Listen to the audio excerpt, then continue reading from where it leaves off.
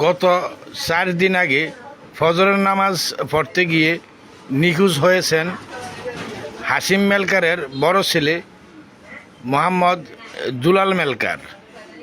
অনেক খোঁজাখুঁজির পরে 4 দিন পরে আজকে উপজেলা মডেল মসজিদের ছাদে তার অর্ধগলিত লাশ পাওয়া গেছে। এই যে সেই লাশ দেখেন, উপজেলা আর থানার গেট একদম মুখামুখি, এবং থানার গেটেও সিসি ক্যামেরা আছে, উপজেলার গেটেও সিসি ক্যামেরা আছে।